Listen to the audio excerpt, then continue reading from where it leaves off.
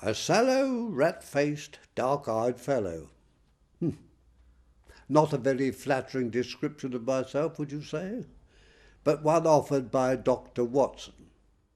I was a government detective, and my acquaintance with Mr. Sherlock Holmes grew from his assistance with a forgery mystery. This was followed by a murder case involving the discovery of the body of a well-dressed gentleman with no evidence at all how he met his death. The man's face showed an expression of horror, almost hatred. Well, as the body was carried out of the room, a ring tinkled down and rolled across the floor.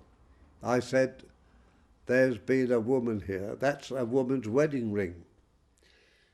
I then found written in blood on the wall of the room the single word "Raish," and I suggested that the writer was about to put the female name of Rachel, but was disturbed. Mr. Sherlock Holmes didn't seem all that interested in my theory, and after completing a thorough examination of the body, curtly informed me that the man had been poisoned. As he left the room, he turned at the door and said, "One other thing, Lestrade. Reich is the German name for revenge, so don't lose your time looking for a Miss Rachel." A moment of deflation on my part, you might say. Other grave incidents followed on in this case, which for me became almost incomprehensible. But Mr. Holmes eventually solved the mystery in an exciting conclusion to this saga, which has gone on file as A Study in Scarlet.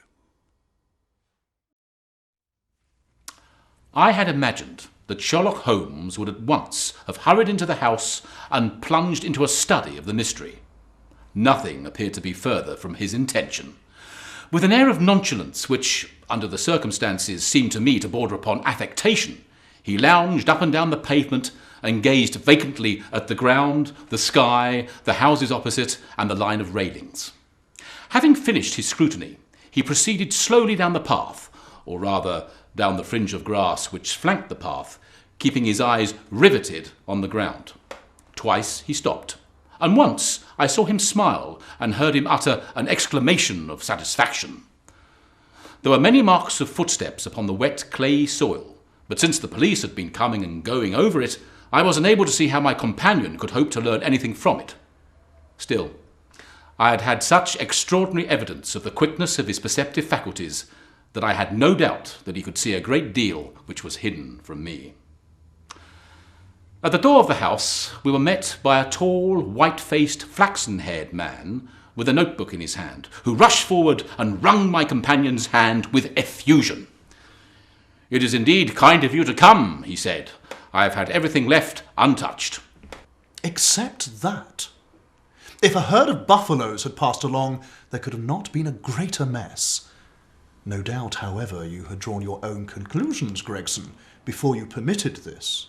"I have had so much to do inside the house," the detective said evasively. "My colleague, Mr. Lestrade, is here. I had relied upon him to look after this."